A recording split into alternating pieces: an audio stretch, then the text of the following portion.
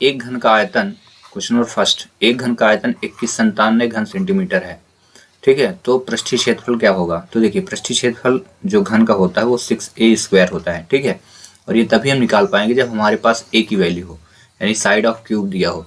तो हम पहले a निकाल लेते हैं। और घन का आयतन क्या होता है? a³ होता है, मतलब a³ इज इक्वल 2197 हमें दिया है, तो a³ मतलब 2197 का हमें घनमूल निकालना है। तो चलिए सॉल्व करते हैं इसको, है ना। तो आप लिखिए a³ इज इक्वल टू 2197, ठीक है। और a इज इक्वल a³, ये 2197 किस संख्या का क्यूब है? 13 का, तो 13 घात 3 हो गया। अब यहाँ से 3 3 कट गया, तो a इज इक्वल कितना हुआ? 13 हुआ। आपको 30 तक घन बिल्कुल याद होना चाहिए, घन घनमूल, ठीक है। तो इससे क्या होता है, क्वेश्चन जल्दी फास्ट सॉल्व हो जाता है। अगर यहाँ पे याद ना होता तो फिर क्या करते, आप 2197 का एलसीएम निकालते, ठीक है। और एलसीएम निकालने के बाद 3 3 का जोड़ा बनाते, ठीक है। अगर आपको काटना नहीं आता तो फिर दिक्कत में पड़ जाते, ठीक है। तो 13 से काटते तो 169 आता, फिर 13 से काटते तो फिर 13 आता, फिर डिवाइड करते तो 1 आता। तो ये देखिए 3 का पेयर बना, इसलिए 13 आता, ठीक है। तो आपको सही मेथड पता होनी चाहिए, बट याद कर लो तो ज़्यादा ठीक रहेगा।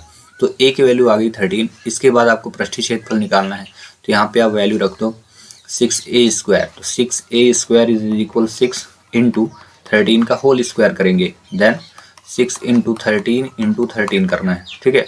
अब इसको आपको इंटू करना है, तो इंटू कर दीजिए आप जल्दी से।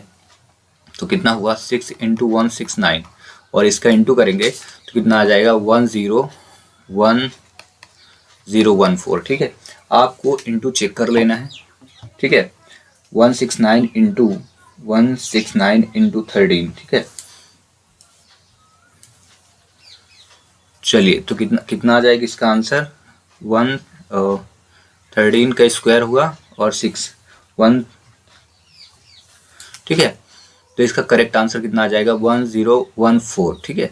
और इस प्रकार ये क्वेश्चन हो जाएगा सॉल्व। तो इसी से रिलेटेड एक क्वेश्चन मैं आपको देता हूँ। एक घन का आयतन जो है वो है 729 है, एक घन का आयतन 729 है। तो बताइए घन का पृष्ठीय क्षेत्रफल क्या होगा, ठीक है। आपको इसका आंसर कमेंट्स करना है। चलिए तब तक आप आंसर कमेंट्स करें, तब तक हम क्वेश्चन नंबर सेकंड कर लेते हैं। एक कार 60 किलोमीटर प्रति घंटे पर 2 घंटे और 40 किलोमीटर प्रति घंटे पर 1 घंटे की यात्रा करती है, तो कार की औसत गति क्या होगी? तो इसके लिए फार्मूला औसत गति। औसत गति का जो फार्मूला होता है कुल दूरी, याद रखें, टोटल डिस्टेंस, कुल दूरी बटे कुल समय होता है, कुल समय, ठीक है, ये होता है। अब यहाँ पे आप क्वेश्चन देखोगे तो आपको क्या है, समय तो दिया 1 घंटे और 2 घंटे, तो टोटल कितने हो गए? कुल समय की बात हुई थी, तो टोटल हो गया 3 घंटे। लेकिन आई बात दूरी के, तो दूरी तो पता ही नहीं, लेकिन आपको दूरी का फार्मूला याद होगा। और दूरी बराबर क्या होता है? देखो दूरी बराबर होता है चाल बटे दूरी बराबर चाल गुणे समय होता है, ठीक है, स्पीड इंटू टाइम। अब यहाँ पे देखो 60 किलोमीटर प्रति घंटा है और ये टाइम दिया है, तो दोनों को इंटू कर दीजिए तो हमें पता चल जाएगी पहली डिस्टेंस, ठीक है। तो क्या हुआ? 60 इंटू 2 इज इक्वल टू 120, ये S1 हो गई, ठीक है, मतलब D1 हुआ, पहले दूरी आ गई, क्योंकि 2 चाल दिया है, 2 चाल दिया है, 2 समय दिया है, ठीक है, ये दूसरी चाल, तो दूसरी दूरी भी निकालते हैं, फिर वही D2 निकाल लेते हैं। तो दूरी बराबर क्या हो जाएगा? चाल गुणे समय, फिर से तो चाल गुणे समय करिए, तो चाल कितनी हुई? 40 इंटू 1, तो 40 से कम 40 हुई। अब हम आते हैं फार्मूले में रखते हैं, और फार्मूला क्या कहता है? औसत गति जो एवरेज स्पीड निकालना है, एवरेज स्पीड हम रख लेते हैं क्या? कुल दूरी मतलब टोटल दूरी। तो पहली दूरी 120 आई है, दूसरी कितनी आई है? 40 आई है, तो दोनों को ऐड करते हैं, तो 120 हुआ प्लस 40। और कुल समय, तो समय कितना है? 2 घंटे और 1 घंटे, तो 2 + 1 हुआ। अब इसको आपको सॉल्व कर देना है, तो कितना हुआ? 120 40 160 बटे 3 हुआ, 3 से इसको डिवाइड करिए, तो 3 × 5 = 15 हुआ, 1 बचा, 3 × 3 = 9, फिर पॉइंट लग जाएगा, फिर 3, कहने का मतलब इसका करेक्ट आंसर ये नहीं 53.33 करेक्ट आंसर फर्स्ट होगा, ठीक है। और इस प्रकार ये क्वेश्चन हो जाएगा सॉल्व। आई होप कि आपको समझ में आ गया होगा। ये जो क्वेश्चन है चाल एवं दूरी वाली चैप्टर से है, और ये टाइप फर्स्ट है, बहुत सिंपल सा क्वेश्चन है। मैंने इस टाइप के क्वेश्चन पढ़ाए हैं चाल एवं दूरी वाले चैप्टर में, आप वहाँ से बढ़िया प्रैक्टिस कर लीजिए, उसके बाद प्रैक्टिस में आइए, अब काफ़ी अच्छा समझ में आएगा।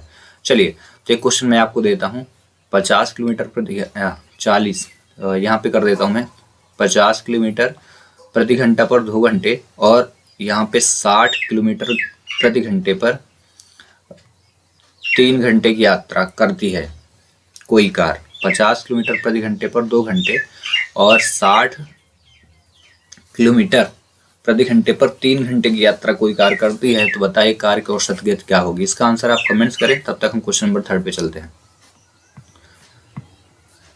क्वेश्चन नंबर 3, स्मिता 25 टोकरी 35 दिन में बुनती है, तो 110 टोकरी बुनने में उसे कितने दिन लगेंगे। एक एक नियम का क्वेश्चन है, तो यहाँ पे देख लें टोकरियां पूछा गया है, तो आपको टोकरी को मेन रखना है, ठीक है।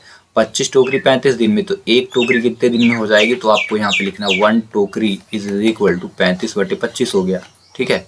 हमने डिवाइड कर दिया, तो 110 टोकरी मतलब क्या हो जाएगा, 110 टोकरी इज इक्वल 35/25 गुणे 110 हो गया। अब इसको आपको डिवाइड करना है, ठीक है।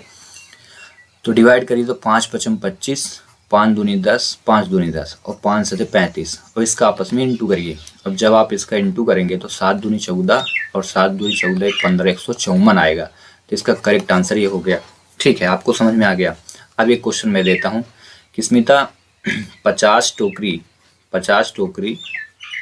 40 दिन में बनाती है। 50 टोकरी 40 दिन में बनाती है, तो बताइए स्मिता 200 टोकरी कितने दिन में बनाएगी। 200 टोकरी कितने दिन में बनाएगी, ठीक है। चलिए तब तक हम अगला क्वेश्चन करते हैं। क्वेश्चन नंबर 4, 5 अंकों की वह छोटी से छोटी संख्या क्या होगी जो 23 से पूर्णतः विभाजित हो। तो आपको डिवीजन वगैरह आना चाहिए, और इसके लिए शॉर्ट ट्रिक ये है कि 23 को उठाइए और सभी में डिवाइड करिए।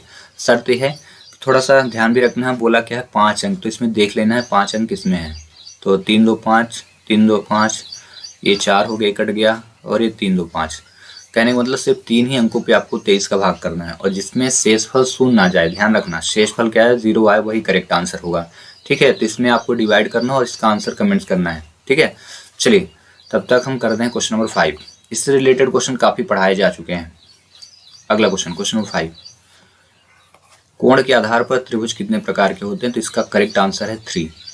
कोण के आधार पर त्रिभुज कितने प्रकार के, कौन कौन से होते हैं। समकोण होता है, ठीक है, फिर होता है न्यून कोण होता है, और अधिक कोण, 3 कोण होता है, ठीक है।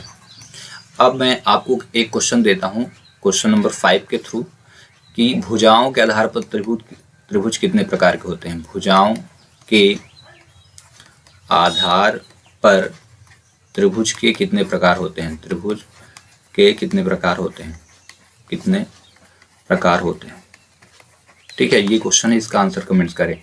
यहाँ कोण था, वहां मैंने लिख दिया भुजाओं के आधार पर त्रिभुज के कितने प्रकार होते हैं। चलिए आप इसका आंसर कमेंट्स करें। क्वेश्चन नंबर हम 6 करते हैं। क्वेश्चन नंबर 6, एक मिसाइल 1386 किलोमीटर प्रति घंटे की गति से चलती है, 1 सेकंड में कितनी दूरी तय करेगी। अब दूरी बराबर क्या होता है, देखो दूरी को डिस्टेंस बोलते हैं, दूरी बराबर होता है चाल गुणे समय बोलते हैं, ठीक है, ठीक है। और यूनिट सेम होनी चाहिए। देखिए यहाँ पे किलोमीटर प्रति घंटा है, अब ये हम लिखेंगे चाल 1386 लिख लिए, और ये 1 सेकंड दिया है, ठीक है। अब 1 सेकंड दिया तो ये सॉल्व नहीं होगा, क्योंकि यहाँ पे किलोमीटर प्रति घंटा है, तो इसको पहले हम चेंज कर लेते हैं मीटर प्रति सेकंड में, क्योंकि आंसर देखो मीटर में पूछा है। तो यहाँ पे लिखेंगे 1386, ठीक है। और इससे पहले वाले सेटों में ये क्वेश्चन आए थे, तो मैंने इसको चेंज करना सिखाया था कि किलोमीटर प्रति घंटा में अगर क्वेश्चन हो तो इसको 5/18 करके मीटर प्रति सेकंड बनाया जाता है, और मीटर प्रति सेकंड में अगर क्वेश्चन हो तो 18/5 का इंटू करके किलोमीटर प्रति घंटे में बनाया जाता है। तो यहाँ पे किलोमीटर प्रति घंटे में है, तो इसमें हम 5/18 का क्या करेंगे, गुणा करेंगे, और इंटू 1 सेकंड कर दिए, ठीक है। तो ये मीटर प्रति सेकंड में बनेगा। अब इसमें क्या करना है, आपको 18 का डिवाइड करना है, तो इसका करेक्ट आंसर आ जाएगा, ठीक है। 1386 और डिवाइडेड बाय 18 करना है, ठीक है। तो इसको डिवाइड करिए तो 77 आ गया, इंटू 5 इंटू 1, ठीक है।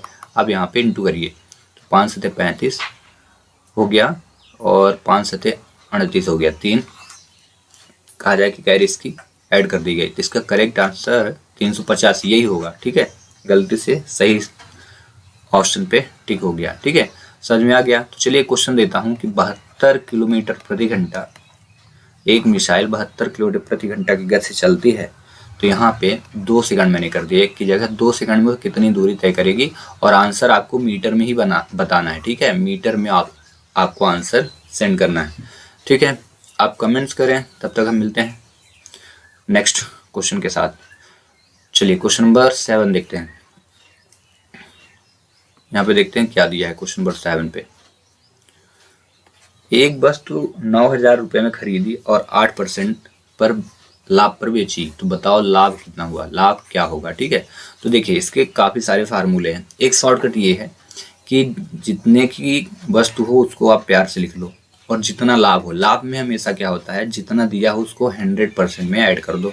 ठीक है, 100% होते हैं, 8% का लाभ तो कितना हो गया 108%, और परसेंट हो गया। ठीक है, परसेंट का मतलब होता है 100 का डिवाइड कर दो और तुरंत आंसर आ जाएगा, कोई ज़्यादा दिमाग लगाने की ज़रूरत नहीं है। अब जितना बचा इंटू करो, तो ये 0 आ गया, 9 का इंटू, तो 9 8 72 हुआ। ठीक है, 9 शून्य 7 आ गया, 9 1 9, तो ये करेक्ट आंसर होना चाहिए। ठीक है, अब 2 0 कट गए। ठीक है, तो इतने रुपए हो गया, 9,720 रुपये में उसको व्यक्ति को मिल गया, टोटल मिल गए। तो यहाँ पे पूछा क्या गया है, बेची तो बताओ लाभ क्या हुआ। तो अब क्या करेंगे, 9,000 में लिए थे और मिला कितना 9,720 में, तो दोनों को सब्ट्रैक्ट कर दो। तो देखो 9,720 में आप 9,000 घटा दो, फटाक से आंसर पा जाओगे। ये देखो 720 रुपये का लाभ होगा, करेक्ट आंसर इसका डी होगा। ये पहली मेथड है। ठीक है, दूसरी मेथड भी है इसको निकालने की, और वो ये है कि लाभ इज इक्वल टू, यहाँ पे लाभ परसेंट इज इक्वल टू, ऐसे लाभ परसेंट इज इक्वल टू लाभ गुणे 100 और बटे क्या निकालेंगे, क्रय मूल। ठीक है, तो लाभ परसेंट कितना दिया 8 बराबर लाभ कितना नहीं दिया है। ठीक है, तो यहाँ पे आप लिखोगे लाभ और इंटू 100 अपॉन कॉस्ट प्राइस, यानी इतना, ये लिख दिए। इसके बाद फिर ये गुणा करिए, तो 8 गुणे ये हो गया। ठीक है, और बटे 100 नीचे आ गया, तो बराबर क्या हुआ, लाभ हो गया। ठीक है, अब यहाँ से 2 0 कट गए प्यार से, और जब प्यार से कट गए तो 8 गुणे 9 8 9 72, और ये आ गया। ये फार्मूला बेस्ड है, यानी फार्मूला यूज करके आंसर लाया गया, और ये डायरेक्ट था, आपने टोटल निकाला इसके बाद घटा दिया 720। ठीक है, तो इससे रिलेटेड एक क्वेश्चन देता हूँ कि एक वस्तु 800 रुपये में खरीदी गई, 800 रुपये में खरीदी और इसको 20% का लाभ हो गया, याद रखना ना, 20% का लाभ हुआ, यानी बेची गई, तो लाभ क्या है, इसका आंसर कमेंट करें। चलिए क्वेश्चन नंबर 8 करते हैं। 1 square plus 2 square plus 3 square plus 4 square is equal क्या आएगा। तो इसके दो मेथड है। ये क्या है, प्राकृतिक संख्या, क्रमागत प्राकृतिक संख्या का योग है, और वो भी क्रमागत प्राकृतिक संख्या के वर्गों का योग है। इसको ऐसे कहते हैं, योग इज इक्वल टू, ऐसे लिखा है, x square n1 x square n1 square plus n2 square plus, ऐसे।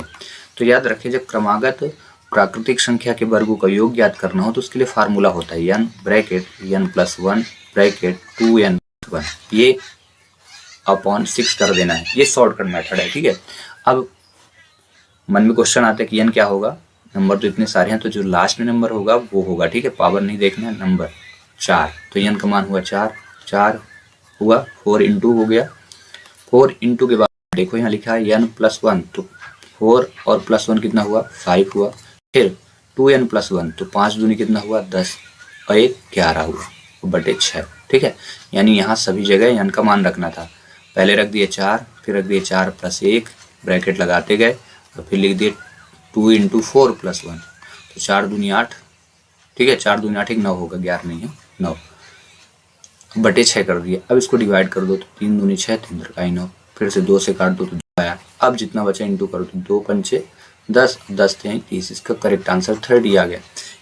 ये मेथड हर एक क्वेश्चनों में काम करेगी, बड़े से बड़े क्वेश्चनों में काम करेगी। ठीक है, जैसे 1 से लेकर 100 तक के संख्याओं का वर्गों का योग निकालना, 1 + 2 का स्क्वायर प्लस डैश कर दिया 100 का स्क्वायर, तब आपको यही मेथड आपको यूज करनी है, क्योंकि ये सिंपल और साधारण है। हाँ, एक दूसरी मेथड भी है, लेकिन ये तब काम करती है जब क्वेश्चन बिल्कुल छोटे हों। जैसे यहाँ देखो 4 तक का वर्ग ही दिया है, तो 1 का वर्ग क्या हुआ 1, 2 का वर्ग 4, 3 का वर्ग 9 और 4 का वर्ग 16।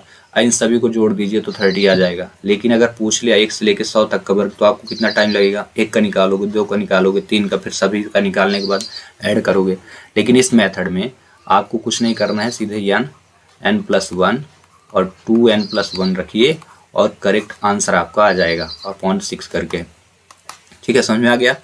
तो क्रमागत प्राकृतिक संख्या के वर्गों का योग ज्ञात करने का फार्मूला n+1 2n+1/6 होता है। ठीक है, तो मैं आपके लिए क्वेश्चन यही दिया कि आपको ज्ञात करना है कि 1 का स्क्वायर, 2 का स्क्वायर, डैट डैश 100 का स्क्वायर क्या होगा। ठीक है, ये आपके लिए फार्मूला है और n का मान क्या होगा 100। चलिए क्वेश्चन को सॉल्व करके इसका आंसर कमेंट्स करें। चलिए क्वेश्चन नंबर हम 9 करते हैं। यदि 2x + 3 = 3x - 4 हो तो x का मान, तो याद रखना है ऐसे क्वेश्चनों में अंक को अंक के पास ले जाना है और जिसमें लेटर लिखा होता है x, y, z, ABCD तो उनको उनके पास लाना है, तो इसको इधर लाना है। तो ये हुआ 2x - 3x हो गया। ठीक है, ये चला है ना इधर। अब ये -4 था उस पार तो लिखिए -4 और ये 3 प्लस में था तो उधर हो गया माइनस। अब इसको सॉल्व करते हैं तो 3x में 2x गया तो x आया, बड़ी संख्या माइनस थी तो माइनस आ गया और ये दोनों जुड़ गया तो -7 हुआ। समान चिन्ह जुड़ते हैं, याद रखना है माइनस और माइनस एक जैसे चिन्ह है, प्लस और प्लस एक जैसे चिन्ह, ये जुड़ जाएंगे। असमान चिन्ह घट जाते हैं, माइनस प्लस होगा घटेगा, प्लस माइनस होगा घट जाएगा, ये याद रखना है ना।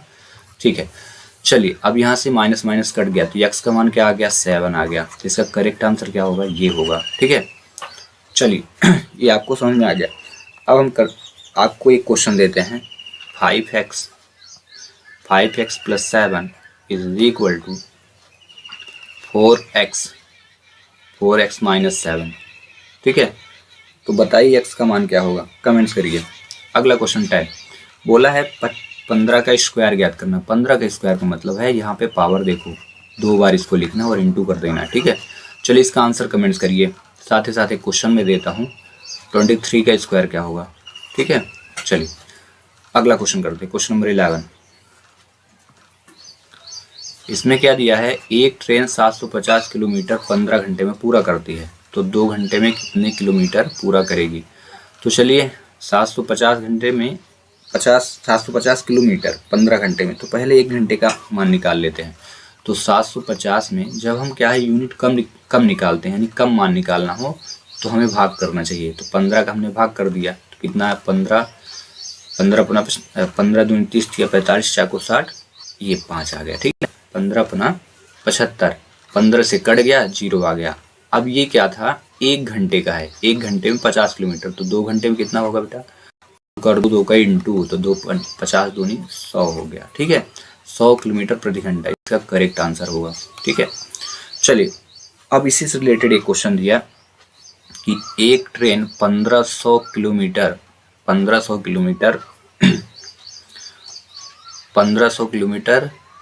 10 घंटे में पूरा करती है, 10 घंटे में पूरा करती है। तो बताइए ट्रेन 3 घंटे में कितने किलोमीटर की दूरी तय करेगी। इसका आंसर आप कमेंट्स करें। तब तक हम चलते हैं अगले क्वेश्चन पे।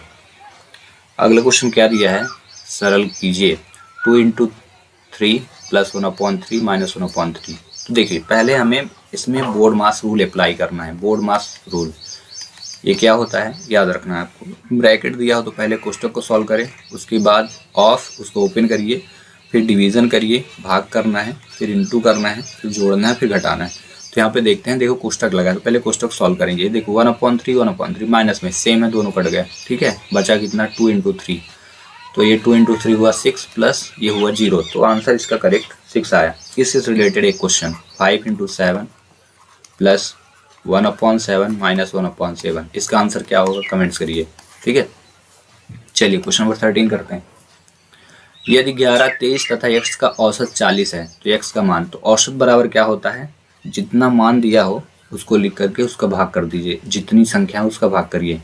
तो यहाँ पे सभी को लिख के योग करना है। तो 11 + 23 + x बराबर, ये 3 संख्याएं हो गई, इनका औसत 3 बराबर कितना हो गया 40। ये हो गया टोटल। क्या बोला था, जितनी संख्याएं हैं यानी पदमानों का योग बटे पदमानों की संख्या, टोटल 3 संख्याएं थी, जोड़ दिया और भागे 3 कर दिया। अब यहाँ पे तिर्यक गुणा हो जाएगा, तिर्यक गुणा तो कितना हुआ, और इनका जोड़ हो जाएगा। तो 3 × 1 = 4, 2 × 1 = 3 यानी 34 बराबर कितना हुआ 3 × 4 = 12, 120। और ये x था ही, तो x + 34, तो x का मान क्या हुआ 120 - 34, तो x = क्या हो जाएगा, कितना आ गया 6 और 4 8, 86 है क्या ऑप्शन में, ये देखिए पहला करेक्ट आंसर है। ठीक है, समझ में आ गया। तो इससे रिलेटेड एक क्वेश्चन दिया मैं 14 22 और x का औसत 50 है, ठीक है। तो बताइए x का मान क्या होगा। चलिए इसका आंसर कमेंट करिए, बताइए x का मान क्या होगा। क्वेश्चन नंबर 14,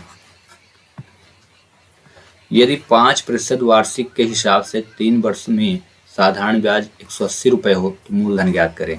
ऐसी कंडीशन जब आपको साधारण ब्याज दिया हो, समय दिया हो, दर दिया हो और पूछे मूलधन क्या है, तो इसके लिए फार्मूला याद रखना है। मूलधन को P से रिप्रेजेंट करते हैं, प्रिंसिपल बोलते हैं। तो P इज इक्वल टू या मूलधन इज इक्वल टू बोलते हैं साधारण ब्याज, ठीक है, साधारण ब्याज गुणे 100 और बटे होता है दर गुणे समय, ठीक है, दर गुणे समय। दर मतलब जिसमें परसेंटेज लगा होगा उसको दर बोलते हैं, समय जिसमें वर्ष होगा उसे टाइम बोलते हैं, और साधारण ब्याज ऑलरेडी लिखा ही हुआ है, ठीक है। और मूलधन यूनिट में रहती है, रुपए में। चलिए अब इसको सॉल्व करने के लिए आपको क्या करना है, यहाँ पे वैल्यू पुट करनी है। साधारण ब्याज कितना, 180 रुपये, 100 बटे दर कितना है देखो 5%, 5 और गुणे कितना हुआ 3, समय दिया ये 3, ठीक है। सॉल्व करिए इसको सॉल्व करने के लिए डिवाइड करना है। तो 3 छंग 18 60 हुआ, और इससे काट दिए तो कितना हुआ 12। तो आंसर कितना 12 गुणे 100, तो 12 गुणे 100 बराबर कितना हुआ 1200। इसका करेक्ट आंसर क्या आएगा, देखिए ये आया।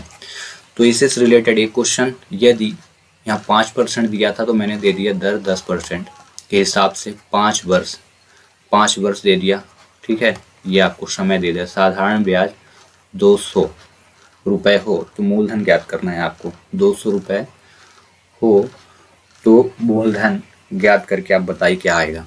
इसका आंसर आपको कमेंट्स करना है। चलिए तब तक हम चलते हैं क्वेश्चन नंबर 15 पे। किस धनराशि का 27% 1998 हो जाएगा, ठीक है। तो बोला किस धनराशि का, तो हम मान लेते हैं x का 27% इतना हो जाएगा, ठीक है। तो x का मतलब क्या होता है, इंटू होता है। तो आप यहाँ पे लिखो x इंटू, यहाँ पे हम सॉल्व करेंगे, x इंटू 27 इज इक्वल 1998। ये बोला है प्रतिशत, प्रतिशत मतलब 100, तो डिवाइड में 100 आ गया। क्रॉस मल्टीप्लाई कर दीजिए तो 100 ऊपर चला जाएगा, देखिएगा ऐसे ये इधर चला जाएगा। तो x इज इक्वल 1998 और इंटू 100 अपॉन कितना हो जाएगा, ये 27, ये ऊपर चला गया और ये नीचे आ जाएगा 27, ठीक है। ऐसी वैल्यू होती है, जो कहा जाए भाग में होता है वो गुणा में जाता है, जो गुणा में होता है वो भाग में चला जाता है, ठीक है। इस चीज़ को आपको याद रखना है। देन इसके बाद इसमें 27 का आपको भाग कर देना है, ठीक है। इसको डिवाइड कर दीजिए तो कितना आएगा 74 इंटू 100। तो इसका करेक्ट आंसर होगा 7400। है क्या कहीं पे, ये करेक्ट ऑप्शन, ठीक है। तो चलिए इसी से रिलेटेड एक क्वेश्चन देता हूँ। किस धनराशि पर, किस धनराशि का, ठीक है, 50%, किस धनराशि का 50% 3500 रुपये होगा। आपको इसका आंसर कमेंट करना है, ठीक है। किस धनराशि का 50% 3500 रुपये होगा। चलिए आप इसका आंसर कमेंट्स करें। हम चलते हैं क्वेश्चन नंबर 16 पे। इसमें क्या गिवन है, जिस तरह से मार्च वर्ष से संबंधित है उसी तरह गर्मी का संबंध किससे होगा। तो इससे रिलेटेड मैंने इस क्वेश्चन को पढ़ाया है इससे पहले वाले सेट में। यदि आपने अच्छे से प्रिपरेशन किया होगा तो इसका सही आंसर आप कमेंट्स करेंगे। चलिए तो आप इसका आंसर कमेंट्स करें। हम चलते हैं क्वेश्चन नंबर 17 पे। एक फोटो की तरह संकेत करते हुए वाजपेयी ने कहा कि यह मेरे भाई के पिता, वाजपेयी जी ये हो गए, ठीक है, ये मेरे भाई, वाजपेयी जी के भाई हो गए, ठीक है। और पिताजी हमेशा बड़े होते हैं तो ऊपर की ओर चलेंगे। वाजपेयी ने कहा मेरे भाई के पिता, तो भाई के पिताजी हो गए, ठीक है, पिता। तो ये दोनों भाई भाई हैं, ठीक है। तो जब भाई भाई हैं तो दोनों के पिता कौन हो गए, ये पिताजी हैं, दोनों हुए, ये वाजपेयी जी हैं।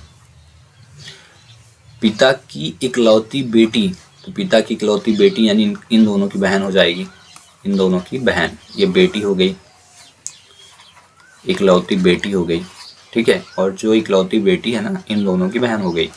वाजपेयी के भाई यानी कि बेटी का बेटा, तो बेटा क्या होगा, इससे बेटा होते छोटे, तो ये नीचे आ गए, ये बेटा है। वाजपेयी जी इस लड़के की ओर इशारा कर रहे थे, इसको बता रहे थे कि ये जो लड़का है ये इनके भाई के पिताजी की इकलौती बेटी का बेटा है, तो बताना है वाजपेयी फोटो वाले आदमी से कैसे संबंधित है। इसका आंसर आप कमेंट्स करें। वाजपेयी का रिलेशन बेटा से बताना है। उस वाजपेयी के बहन का ये बेटा है, तो वाजपेयी का कौन है, तो आपको इसका आंसर कमेंट्स करना। इससे पहले हम ऐसे क्वेश्चन आपको बता चुके हैं। इससे पहले वाले सेट में मैंने इसके बारे में भी एक्सप्लेन किया था। चलिए देखते हैं किसका आंसर सही आता है। क्वेश्चन 18, दिए गए विकल्पों में संबंधित संख्या का चयन करें। 1 8 फिर 64 आ गया, तो याद रखो 1 का क्यूब दिया है, फिर 2 का क्यूब दिया, फिर 3 का क्यूब होना चाहिए, फिर 4 का क्यूब। क्यूब कैसे जान गए, देखो 1 का क्यूब 1 होता है, 2 का क्यूब यानी 2 को 3 बार गुना, तो 2 दूनी 4 दूनी 8 होता है। 3 को 3 बार, 3 का 9 27 होता है। 4 को 3 बार, 4 चौको 16, चौको 64। अब आप क्वेश्चन पे ध्यान दोगे तो सेम टू सेम नहीं लिखा, देखो 1 आया है, फिर 8 आया है ना, और फिर लास्ट में 64। ही सभी क्यूब है यानी घन है, तो बचा क्या 27। इसका करेक्ट आंसर ये होगा। ठीक है, तो चलिए क्वेश्चन में देता हूँ। 4 आया, अनुपाते 36 आ गया, फिर यहाँ पे फिल इन द ब्लैंक्स है समान अनुपात के बाद। ठीक है, फिर यहाँ पे फिल इन द ब्लैंक्स है और फिर यहाँ इतना है, तो बताइए इस क्वेश्चन मार्क के स्थान पे क्या आएगा। देखते हैं किसका आंसर सही है। ठीक है, तब तक हम चलते हैं क्वेश्चन नंबर 19 पे। निम्न में से नंबर जोड़ी समूह चुनें जो दूसरे से अलग है। तो इससे पहले वाले सेट में मैंने इसके बारे में एक्सप्लेन किया था। मैं आशा करूंगा कि आप यदि उस सेट को अच्छे से पढ़ा होगा तो इसका करेक्ट आंसर जरूर आप सेंड करेंगे। तो आप इसका करेक्ट आंसर सेंड करें। ठीक है, चलिए क्वेश्चन नंबर हम 20 देखते हैं। एक अनुक्रम दिया गया है जिसमें से एक पद लुप्त है, गायब है, तो बताना है कि यहाँ क्वेश्चन मार्क के स्थान पे क्या आएगा। 7 के बाद 14 हुआ, 14 के बाद 28 हुआ, 28 के बाद 56 हो गया, तो 7 दूनी 14 हुआ, 7 में 2 का गुणा, 14 दूनी 28 2 का गुणा, 28 दूनी 56 2 का गुणा, तो अगला भी 2 का गुणा, 2 छक्का 12, 2 पंचे 11। ठीक है, तो ये करेक्ट आंसर ये हुआ। तो चलिए क्वेश्चन मैं देता हूँ इससे रिलेटेड। ठीक है, 3 आया, 9 आया, 27 आया, अगला क्वेश्चन क्या होगा चलिए बताइए। इसका आंसर कमेंट्स करिए। मिलते हैं नेक्स्ट सेट में नेक्स्ट न्यू वीडियो के साथ। Till thanks for watching.